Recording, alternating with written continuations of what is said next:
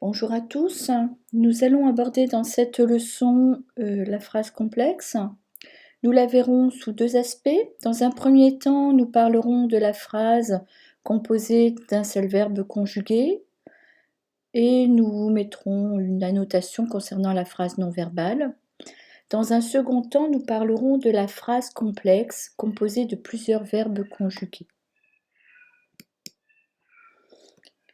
La phrase avec un seul verbe conjugué ne pose pas de difficulté en soi, puisqu'une proposition est un ensemble grammatical organisé autour d'un verbe, généralement conjugué. À partir du moment où je n'ai qu'un seul verbe conjugué dans la phrase, c'est une phrase simple et je n'ai pas à me poser de questions concernant les propositions subordonnées, les propositions conjonctives. Dans les phrases dites simples, j'ai des propositions qui peuvent exister l'une indépendamment de l'autre. Elles peuvent être mises côte à côte, elles sont dans ces cas-là juxtaposées, et elles peuvent également être mises en lien, souvent un lien de cause à effet, et dans ces cas-là, elles seront coordonnées. Donc, concernant les propositions que l'on va appeler indépendantes, c'est-à-dire qu'elles sont autonomes, elles peuvent exister l'une indépendamment de l'autre au niveau de leur sens. Lorsqu'il n'y a qu'un seul verbe conjugué, je vais prendre un exemple, la porte se referma sur lui avec un bruit de baiser sur une épaule nue. Je n'ai qu'un seul verbe, se referma. Il n'y a donc dans cette phrase, malgré le fait qu'il y ait beaucoup de mots, qu'une seule proposition. C'est une phrase simple.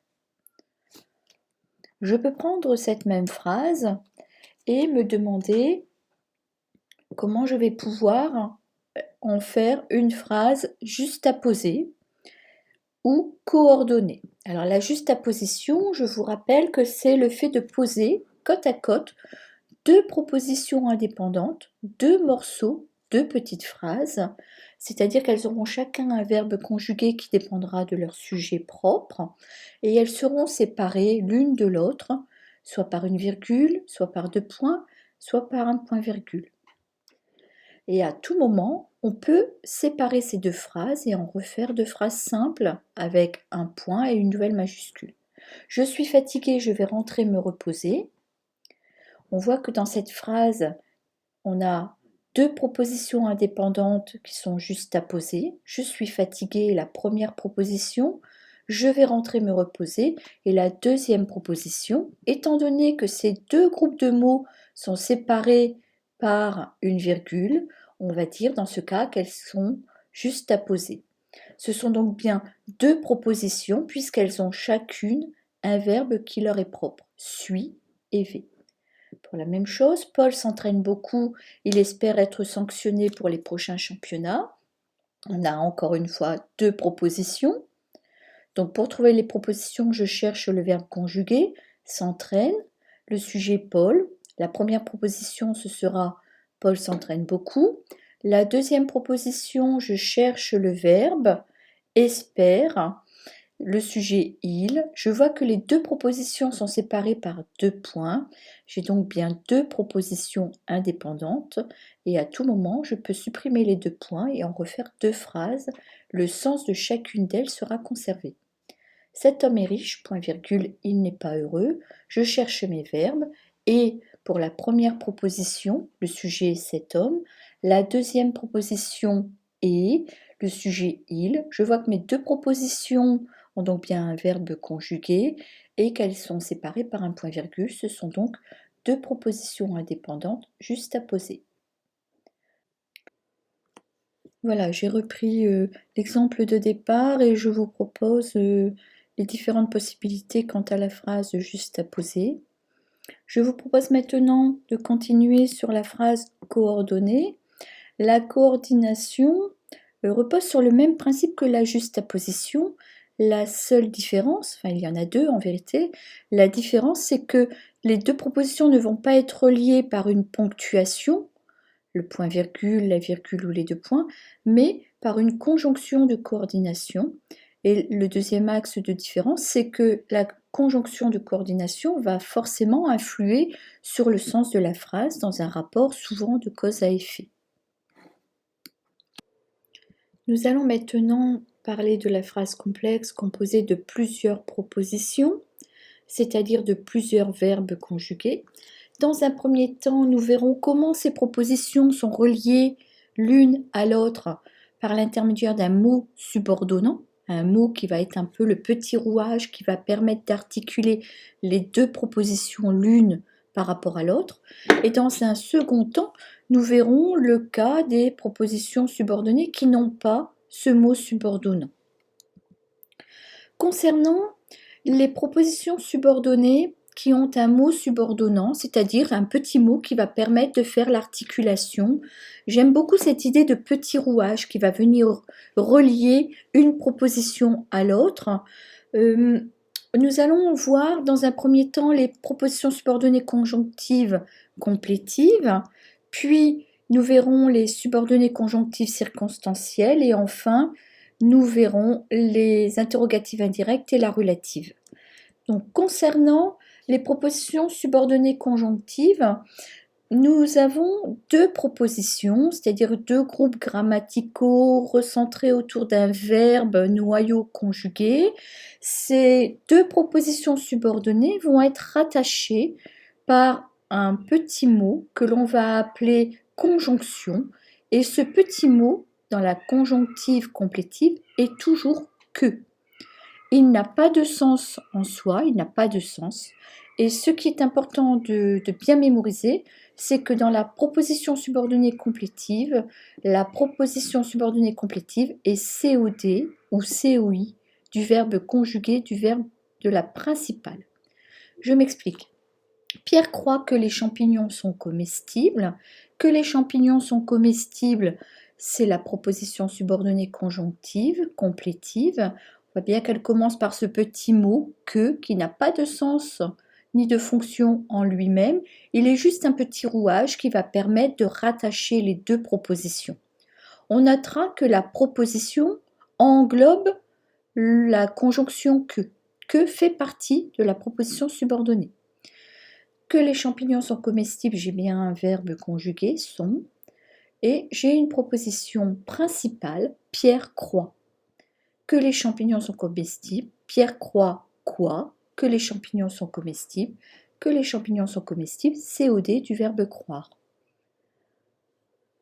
On voit bien dans cet exemple que il n'est pas possible de retirer le petit que et de mettre une virgule. Pierre croit, virgule, les champignons sont comestibles. Bon, le sens est un peu particulier. On ne peut pas non plus supprimer que les champignons sont comestibles. Parce que dans ces cas-là, Pierre croit, ça laisse la porte ouverte à une multitude d'interprétations.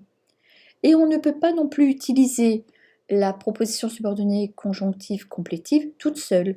Que les champignons sont comestibles, ça n'a pas de sens. On peut donc retenir que la proposition subordonnée complétive est introduite par une conjonction que cette proposition complétive est complément d'objet du verbe de la principale. Elle fait donc partie du groupe verbal, ce que l'on appelle le prédicat, et ne peut pas être supprimée.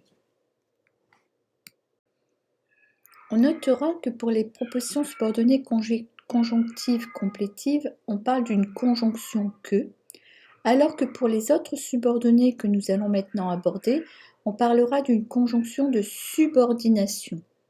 C'est intéressant de le noter parce qu'effectivement, pour les propositions subordonnées conjonctives circonstancielles, puis les propositions subordonnées interrogatives indirectes et enfin les propositions subordonnées relatives, nous parlerons effectivement d'une conjonction de subordination qui introduit un lien, une hiérarchie entre les deux propositions. La première proposition porteuse de sens sera nommée proposition principale et elle sera complétée, enrichie par la proposition subordonnée. Concernant les propositions subordonnées conjonctives circonstancielles, elles sont donc introduites par une conjonction de subordination qui va introduire un sens. Ces propositions subordonnées conjonctives circonstancielles, je rappelle que la proposition comporte toujours un verbe conjugué, notamment dans les circonstancielles. Elles vont introduire des notions, des notions que l'on va appeler circonstances, qui vont être des circonstances de temps, de cause, de conséquences et de comparaison. Ce qui est intéressant de noter, c'est que même si la proposition subordonnée est subordonnée à la proposition principale, elle peut presque toujours être déplacée ou supprimée, et elle est bien entendu introduite par une conjonction de subordination.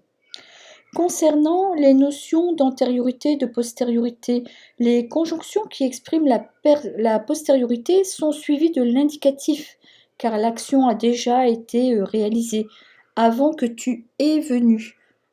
On a tendance en général à l'oral à mettre un subjonctif et grammaticalement, normalement, il est attendu un indicatif. Les conjonctions avant que, de peur que, de crainte que, à moins que, peuvent également être suivies du mot ne qui n'a pas de valeur négative. On parle de ne explétif, avant que tu ne viennes, de peur que tu n'oublies. Et enfin, la proposition subordonnée de conséquence, puisqu'elle exprime la conséquence à quelque chose, elle sera placée toujours après la proposition principale. Elle peut être bien entendu introduite par un adverbe d'intensité placé dans la proposition principale, si, tellement, tant, assez, trop, etc. Les propositions subordonnées interrogatives indirectes sont introduites par un mot subordonnant qui est interrogatif. On remarquera également qu'elles se construisent généralement derrière une série de verbes qui interrogent se demander, savoir, ignorer. Elles complètent un verbe exprimant une interrogation, une ignorance. Elle peut exprimer une interrogation totale ou partielle. L'interrogation totale est introduite par la conjonction de subordination si. Par exemple, je me demande si elle viendra. Et l'interrogation partielle est introduite par un mot interrogatif comme où, quand, comment, combien. Je me demande qui sera là, je me demande quand il arrivera, je me demande combien nous serons à cette fête. Enfin, la proposition subordonnée relative est introduite par un pronom relatif qui exerce une fonction dans la subordonnée. Ce pronom relatif peut être qui, que, quoi, dont, où avec un accent, lequel, auquel, duquel, à laquelle, etc. Et le plus souvent, ce pronom relatif a une fonction à l'intérieur de la proposition subordonnée relative. Par exemple, dans la phrase « Les champignons que Pierre croyait comestibles sont vénéneux », on a une proposition principale « Les champignons sont vénéneux » et à l'intérieur de cette proposition principale, on a une proposition subordonnée et relative qui est enclavée « Que Pierre croyait comestible ».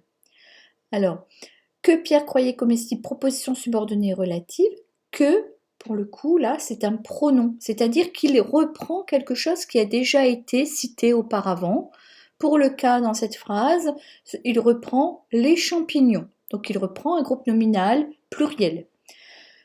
Que Pierre croyait comestible, proposition subordonnée relative, ça c'est sa nature, et sa fonction, elle est complément du nom. La proposition subordonnée relative agit comme une expansion du nom, elle vient compléter un nom. Si je reprends notre exemple de départ, la porte qui se referma sur lui avait un bruit de baiser sur une épaule nue, qui se referma sur lui, proposition subordonnée relative, introduite par un pronom relatif qui. Le pronom relatif reprend l'antécédent la porte, il est mis à la place de la porte. La porte qui se referma sur lui, proposition subordonnée relative, complément du nom, la porte. La proposition subordonnée relative agit comme une expansion du nom. Elle vient compléter, apporter des renseignements au groupe nominal la porte. Alors, il faut faire attention parce que les propositions subordonnées relatives qui sont introduites par que ne doivent pas être confondues avec notre premier exemple tout au départ du grand 2, avec les propositions conjonctives complétives qui sont également introduites par que. La grande différence, c'est que dans la conjonctive complétive, que n'a pas de nature et de fonction, alors que dans la proposition subordonnée relative, il a une nature et une fonction. Sa nature, il est pronom, et sa fonction varie en fonction de sa place grammaticale dans la proposition subordonnée relative. Je vous donne un exemple. Il aime les histoires qui font peur. Il aime les histoires proposition principale, qui font peur proposition subordonnée relative, qui est sujet de faire, qui sujet de fond. Un autre exemple, le roman que je lis lui plaît. Le roman lui plaît, c'est la proposition principale. Que je lis, proposition subordonnée relative. On voit bien que c'est une expansion du groupe nominal le roman. Que je lis, que COD de lit. Je lis quoi, que, mis à la place de le roman, puisque je vous rappelle que dans la proposition subordonnée relative, le pronom, le mot introducteur est un pronom, c'est-à-dire qu'il reprend un groupe nominal précédent, un antécédent. Enfin, nous avons des propositions qui n'ont pas de mot introducteur, de mots subordonnants. C'est le cas des propositions subordonnées infinitives et le cas des subordonnées participiales. Pour la proposition subordonnée infinitive, contrairement à tout ce que je vous ai dit depuis le départ, la proposition n'a pas un verbe conjugué mais un verbe à l'infinitif. Et pour la proposition subordonnée participiale, la proposition n'a pas un verbe conjugué non plus ni à l'infinitif, elle a un participe présent. Enfin, pour clore cette capsule, je vous invite à consulter les 3 liens vidéo qui sont en dernière page, la diapositive 14, qui ont été réalisés par des enseignants qui sont très bien construites. Et n'hésitez pas à faire des exercices complémentaires. Lefrançaisfacile.com en propose beaucoup pour vous familiariser avec ces structures de phrases.